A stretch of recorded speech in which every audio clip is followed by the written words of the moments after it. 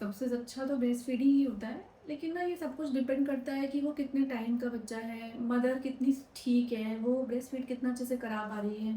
कभी-कभार कोई ऐसे इमरजेंसी सिज़ेरियंस हो जाते हैं जिसमें माँ अपना दूध नहीं पिला पा रही है, वो आईसीयू चली गई है फॉर सम अनफॉर्च्यूनेट रीज़न्स, तो हमें बच्चे को भूखा नहीं रखना है। तो उस केस में हम फिर हमारे लिए फ़ॉर्मूला सबसे सेफ़ है। तो हर चीज़ ये डिपेंड करती है। कुछ बच्चे इतने कमज़ोर होते हैं कि वो बेचारे डायरेक्टली माँ के आँचल से दूध सक नहीं कर पाते, तो उनके केस में भी फिर हमें ब्रेस्ट फीड को एक्सप्रेस करके निकाल के देना पड़ता है। तो बेसिकली पूरी कोशिश शुरुआत में ये रहनी चाहिए कि हमारा बच्चा भूखा नहीं रहे। सबसे ज़्यादा ज़रूरी अच्छा बेस्ट माँ का दूध ही है। लेकिन अगर फॉर सम रीज़न्स माँ का दूध अवेलेबल नहीं है या माँ नहीं पिला पा रही है या बच्चा आईसीयू में है, बहुत कमज़ोर है, और उन केसेस में हम अगर माँ का दूध भी निकाल के नहीं दे पा रहे हैं, तो फिर हमें जो टाइम के हिसाब से अच्छे फ़ॉर्मूलाज़ जो हैं, जो प्री टर्म फ़ॉर्मूला है, टर्म फ़ॉर्मूला है, 0 टू 6 मंथ है, वो पिलाना चाहिए। लेकिन उसमें प्रपोर्शन का ध्यान रखना ज़रूरी है और सबसे बड़ी बात, वो बॉटल से नहीं देने चाहिए। इम्यूनिटी डेफ़िनेटली ब्रेस्ट फीडिंग से बहुत अच्छी होती है। नेचर ने जिस एज का बच्चा, जितने टाइम का बच्चा हुआ है, उसके हिसाब से मदर मिल्क को बनाया है। कम वज़न के बच्चों को अलग तरह का माँ से दूध मिलता है। पूरे टाइम के बच्चों का दूध माँ के से जो आता है वो अलग होता है। जो कम वज़न वाले बच्चे होते हैं उनके लिए इम्यूनिटी के फैक्टर्स, प्रोटीन और वो सब चीज़ें फ़र्क होती है और वो उनकी ग्रोथ के लिए बहुत अच्छी होती है। हम कंपेयर कर सकते हैं कि डेफ़िनेटली माँ के दूध की इम्यूनिटी और सब चीज़ें बेस्ट है, लेकिन अच्छे फ़ॉर्मूलाज़ में भी उन्होंने बहुत कोशिश की है कि वो majority of important immunity factors को उसमें ऐड करा है उन्होंने, और वो बच्चे को जहाँ पे मदर फीड नहीं है, वो देना चाहिए। पहले तो देखिए मदर ब्रेस्ट फीड क्यों नहीं करा पा रही है, उसके रीज़न्स क्या हैं? उसको कोई कन्फ्यूज़न तो नहीं है कि वो अभी ऑपरेशन हुआ है इसलिए दूध नहीं पिला पाएगी या वो किसी मेडिसिन पे इसलिए दूध नहीं पिला पाएगी। बहुत सारी महिलाओं को इतने कन्फ्यूज़न होते हैं, उन्हें ज़ुकाम है तो नहीं दूध पिला रही है, फ़ीवर है तो दूध नहीं पिला रही है, लेकिन ऐसा नहीं होता है। बहुत सारी चीज़ें हैं जिसमें मदर को अगर कोई प्रॉब्लम भी है तो भी वो दूध पिला सकती है, वो डॉक्टर से कंसल्ट करे। अपने मन से ये ना सोचे कि मैं तो बच्चे को दूध नहीं पिला सकती। अनलेस अंटिल उसको प्योरली ये कह दिया गया है कि आप उन दवाइयों पे हैं जिनके कारण आप अपना दूध नहीं पिलाओगे, तो फिर उन्हें कोशिश करनी चाहिए कि वो फिर फ़ॉर्मूला देना शुरू करें। कुछ टेक्निकल इश्यूज़ हो जाते हैं, मैकेनिकल इश्यूज़ हो जाते हैं कि ब्रेस्ट में प्रॉब्लम्स हैं, तो भी वो अपना एक्सप्रेस करके पिला सकती है। हाँ, अगर फॉर एनी रीज़न बिल्कुल ही उनके पास में ना दूध आ रहा है, ना वो फिज़िकली उतनी फिट है या वो कुछ ऐसी दवाइयों पे है, तो फिर फ़ॉर्मूला देने में कोई नुकसान नहीं है। सबसे बड़ी बात यही है कि किसी भी जानवर का दूध, कोई भी एनिमल मिल्क, पानी मिलाया हुआ दूध, शहद, काढ़ा, ये सब नहीं देना है बच्चे को। सफाई के लिए मदर का दूध के बाद में फ़ॉर्मूला ही सबसे सेफ़ है।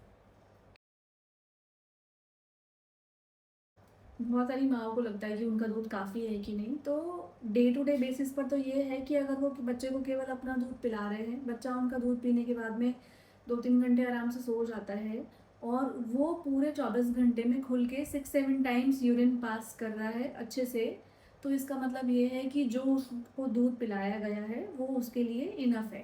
कुछ बच्चे ऐसा भी होता है कि हर बार दूध पीने के बाद दूध पलटते हैं, फटाफट दूध निकालते हैं, तो माँ को लगता है कि इसको दूध गया ही नहीं, लेकिन वो जाता है और उससे वेट भी बढ़ता है। तो इस तरह के जो क्वेश्चंस होते हैं, इनका आंसर यही रहता है कि आप अगर यूरिन आउटपुट मेजर कर लो, बहुत अच्छा है, नहीं कर पा रहे हो तो 4-5 डेज़ में शुरू-शुरू में पीडियाट्रिशियन पे विज़िट करोगे, तो वो आपको वेट से चेक करके बता देंगे कि हाँ, आपने जो दूध पिलाया, उससे एक एवरेज 25 से 30 ग्राम पर डे वज़न बढ़ रहा है, तो उसके लिए फिर आप सैटिस्फाई रह सकते हो।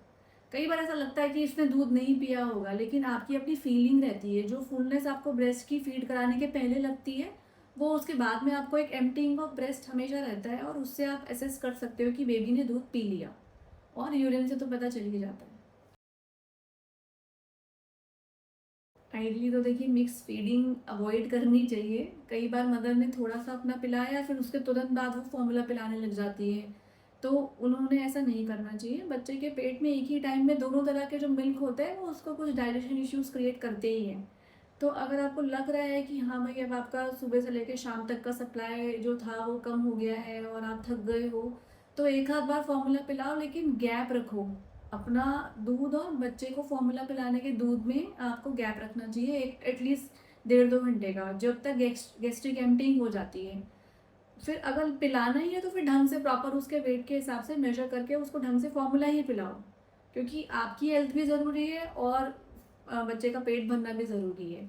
तो ऐसा नहीं होना चाहिए कि लगातार हर बार दूध के बाद में फॉर्मूला भी पिलाए जा रहे हो, ये करने बिल्कुल अवॉइड करो। पर एक आध बार कभी आपका दूध आ नहीं रहा है तो एक पूरी तरह से फॉर्मूला पिलाना सेफ है। ब्रेस्ट फीडिंग के एक बहुत बड़े और इम्पॉर्टेंट एडवांटेजेस में बेबी से मदर की एक अच्छी बॉन्डिंग भी होती है।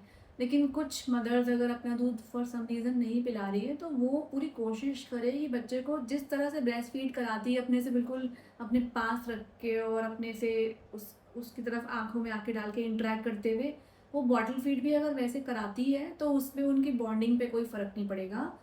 थोड़ा बहुत पड़ता भी है पर वैसा भी नहीं है, जैसे कई जगहों पे देखा गया है कि बच्चा लेटा हुआ है, माँ के हाथ में मोबाइल है और वो दूध की बॉटल ऐसे उन्होंने पकड़ी हुई है, तो वो डेफ़िनेटली उसकी कोई बॉन्डिंग नहीं होगी ऐसे में।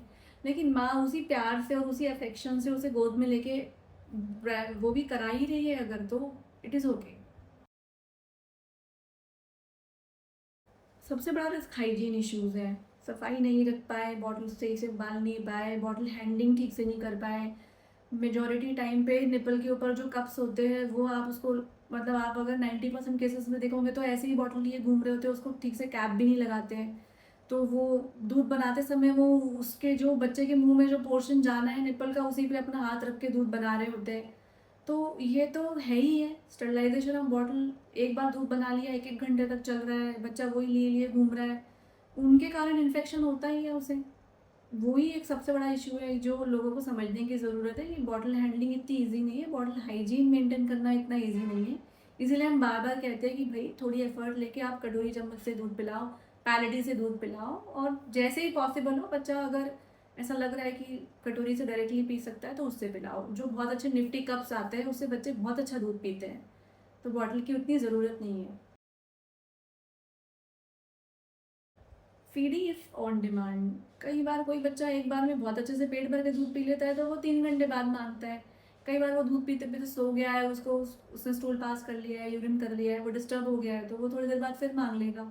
तो ऐसा नहीं है कि उसका कोई टाइम सेट है। हाँ, हम ये कहते हैं कि अगर वो 2-3 घंटे से ज़्यादा सोया है एक न्यूबॉर्न और उसे दूध नहीं मांग रहा है तो फिर आप उसे जगा के पिलाओ।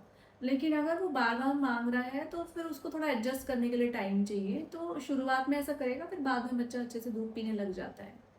तो it's simply on demand for breast feeding and bottle feeding अगर आप कर ही रहे हो तो फिर तो यही बात है कि आप उसको सही मात्रा में बना रहे हो। कुछ लोग बच्चा 3 किलो का भी हो गया तो भी बस 30-30 ml ही पिला रहे होते हैं, तो वो उसके लिए काफ़ी नहीं होता। तो ये आपको अपने बच्चे की डिमांड आपके डॉक्टर से पूछकर कि अब ये इतने वेट पे कितना दूध पी लेंगे, उस हिसाब से तय करना है और फिर वो पीते हैं तो तब बना के खुद भी कैलकुलेट करके देख सकते हो कि थोड़ा-थोड़ा बना के चेक कर लिया और इन्होंने एक बार में 60-90 अच्छे से पी लिया, तो then you yourself can decide कि ये इतना पीता है तो फिर वो बार-बार नहीं माँगेगा।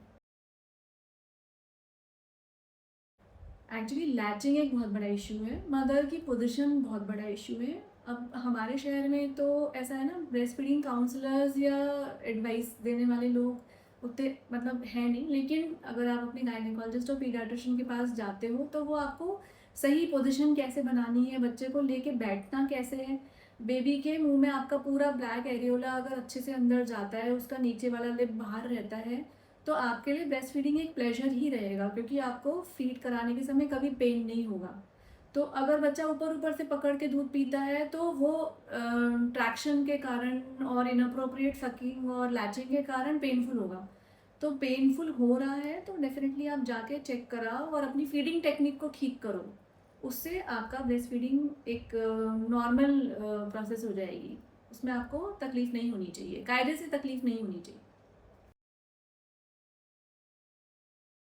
अगर आप एक हेल्दी मदर हो, आपको अच्छा दूध आ रहा है, तो आप अपने बच्चे को अपना दूध एक्सक्लूसिवली 6 महीने तक पिलाइए। फिर 6 महीने के बाद आपके पीडियाट्रिशियन आपको कैसे उसको खाने पे लेके आना है, वो समझाएँगे। फिर उस समय आपके दूध की डिमांड कम होगी, खाने की डिमांड आपको बढ़ानी है, तो तब आपकी जो रिक्वायरमेंट रहेगी दूध पिलाने की, वो फूड से कम हो जाएगी। तो धीरे-धीरे जब आपका बच्चा 2 साल की एज तक प्रॉपर मील पे आ जाएगा, तो वो अपने आप ही आपका दूध छोड़ देगा। हाँ, अगर आप उसे ढंग से खिला नहीं पाओगे तो वो ऑब्वियसली दूध बार-बार माँगता ही है और आपको खुद भी उसका टाइम ऐसे सेट करना है कि वो अच्छा अपना मील ले लेता है तो वो खुद ही आपसे दूध नहीं माँगता।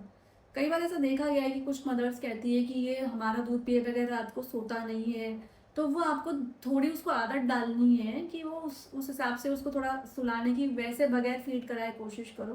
क्योंकि 3 साल का बच्चा, 4 साल का बच्चा भी अगर उस आदत में है तो वो उसका पेट नहीं भर रहा है। उसका पेट एक्चुअली खाने से ही भरना चाहिए। तो मदर थोड़ा इस चीज़ में अपने आप को स्ट्रॉन्ग रख के, ये मन में ना सोच के कि अरे मेरा बच्चा भूखा ना रह जाए, अपना दूध 2.5-3 साल के आसपास छुटा सकती है। उससे ज़्यादा उसको आपके दूध की ज़रूरत नहीं है और उसको ऊपर के भी किसी और दूध की ज़रूरत नहीं है अगर वो ठीक से खाना खा रहा है। तो मदर फीड अगर अच्छे से आ ही रहा है तो मदर फीड को हटा के बॉटल फीड पे कभी भी लाने की कोई ज़रूरत नहीं है। बॉटल फीड कभी भी हेल्थ के लिए ज़रूरी ही नहीं है, अगर अच्छा मदर फीड है तो।